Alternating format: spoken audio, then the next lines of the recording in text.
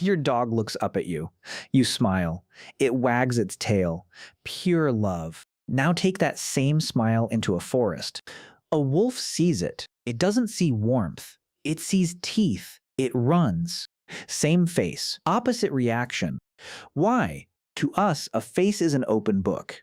Love, anger, trust. We read it without thinking. We assume it's universal. We're wrong. Step past your front door, into wild land. Everything changes. Imagine you're alone in the wilderness, no other humans. No sounds but wind and distant birds. The bushes part. A timber wolf appears, 20 feet away. A creature built by millions of years of evolution to kill and nothing else. Your heart stops, but the animal freezes too. Time seems to pause. The world narrows to one single thing. That stare. Its eyes lock onto your face and stay there. What is it actually seeing? We assume it sees a human, sees our innocence, our fear. That assumption is wrong. It's looking at the most terrifying face that exists on the entire planet. It's reading a biological threat map, one that flips a switch millions of years old. Today you will get to know why the most beautiful face in the living beings is actually the most unpleasant one. If you manage to reach the end of the video, I promise you are not going to sleep well tonight. It starts with two things. Two features on your face that don't exist anywhere else in nature. And to a wild animal, those two features make you the single most terrifying object on the planet. Start with your eyes. Look at any other mammal, lion, chimp, wolf. Their eyes are almost entirely dark. Iris fills the socket. The sclera, the white, is pigmented black, not an accident. It's called gaze camouflage. A leopard staring at a hidden deer can't afford a flash of white in its eye. That flash is a signal flare. It ends the hunt. Hidden gaze means survival. Then, roughly 2 million years ago, ancient humans broke the rule. A genetic mutation so bizarre it changed how the entire animal kingdom perceives us. We lost the pigment. Every other primate on the planet kept it. We didn't. It's called the cooperative eye hypothesis, and it rewired how every living creature reads our face. We're the only primates on Earth with bright white sclera around a dark iris. To an animal's visual cortex, that's not an expression. That's two glowing tracking beacons, visible from hundreds of yards, broadcasting exactly where your attention is locked.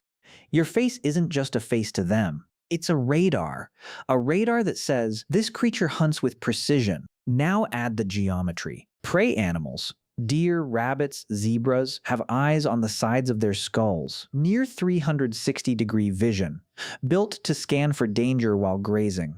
Predators have eyes locked to the front, less peripheral vision, but binocular depth, the ability to judge distance and strike. Your eyes? Two forward-facing lenses, ringed in white, perfectly symmetrical. A wild animal doesn't check your clothes. It runs a geometry scan on your skull, and that geometry says one thing only: lethal, front-focused carnivore. Doesn't matter if you're a pacifist who's never hurt a living thing. Doesn't matter that your heart is pounding, your face flushing red with fear. Your skull is still reading, Apex Hunter. I am currently tracking you. Not in words, in geometry. In code that predates language itself. Every animal on this planet has been reading that billboard for millions of years. But eyes are only half the horror. Here is another thing that will trouble you deeply. The most empathetic gesture that you carry hurts the wild animals the most. Your smile. When humans feel nervous near an animal, instinct kicks in. We pull back our lips, bare our teeth, try to look friendly. To us, that's peace. To the animal kingdom, bared teeth have never once meant joy. From alpha wolves to silverback gorillas, exposed teeth are a threat display. An aposomatic signal, the final warning before an attack. When you smile at a wild predator, it doesn't see a friendly face. It sees sharp white weapons, pointed at its throat, while white radar eyes track its every move. And here's the part that makes it worse. When a dog turns aggressive, its whole body says so. Ears back, snarl, tension. When a bear threatens you, its body broadcasts it. Muscles, posture, warning everywhere. But when a human smiles calmly, the rest of the face stays still. Ears don't move, nothing wrinkles. To a predator, that's not a warning. That's something worse. Bared teeth with zero fear behind them. That's not an animal trying to scare you off. That's a killing machine so confident it doesn't need to. So far, you've only heard half the horror, because your face isn't just tracking them. It isn't blinking either. Prey blinks constantly. Predators blink in steady rhythm, but humans, under focus, do something else entirely. Our blink rate drops to near zero. Psychologists call it the predatory stare. Watch a sniper through a scope, 30 seconds. 60. No blink, no twitch. In nature, everything moves. Grass sways, eyes blink, life flickers. A creature standing dead still, teeth bared, white eyes locked that never blinks, it reads as a ghost, something that shouldn't exist. Here's where the science turns genuinely dark. None of this is conscious, not for the animal. Somewhere in that brain, an alarm goes off. It's called conspec, old wiring, buried deep. Almost every creature with a spine has it. It's not looking for you. It's looking for a shape. Two dots. A line.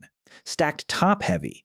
Symmetrical. Your face. The second it spots that shape, the thinking brain shuts off. No debate, no second look. A straight wire fires from deep in the brain to the fear center. Fight or flight, instantly. The animal doesn't decide to run. It's already running before it knows why. And we can measure it. Real empirical studies. Researchers played sound recordings to European badgers, barking dogs, extinct predators like wolves and bears, human voices, and harmless sheep as a control. Human voices caused the longest delay before badgers would even leave their sets to feed. They waited. They wouldn't emerge. They wouldn't eat. Not until the human voices stopped completely. Badgers feared human voices more than bears, more than wolves, more than the animals that hunted them for millennia. In a second study, wild white-tailed deer heard humans, coyotes, cougars, wolves, dogs, and birds. Human voices made them almost twice as likely to abandon their food and flee. Less feeding time, less nutrition, fewer fawns, smaller herds. Humans, not wolves, not cougars, were reshaping the ecosystem through fear alone. A third study, wolves fled human playback more than twice as often as any control. The big bad wolf of every childhood story, it fears us more than anything in the forest. That's why wolves hunt mostly at night now, when the apex predator finally closes its eyes. And it isn't only predators. Crows remember your specific face for 17 years and teach it to their chicks as a warning, generation after generation. Dolphins track exactly where your gaze falls, underwater, before you've even noticed them. Gulls flee the instant you make direct eye contact, no matter how far away you are.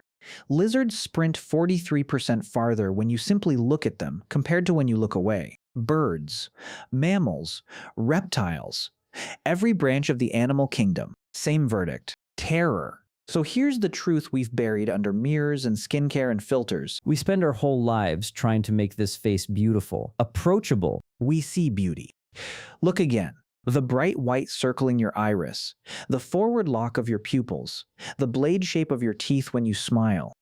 That's not a gentle face. That's the most feared visual pattern on this planet. A pattern that empties forests, that makes wolves abandon territory, that makes deer starve rather than get close. We built a world so safe we forgot what we actually are. To every other living thing on Earth, your face was never friendly. It's the reason they teach their young to run. To the rest of the living Earth, your face was never beautiful.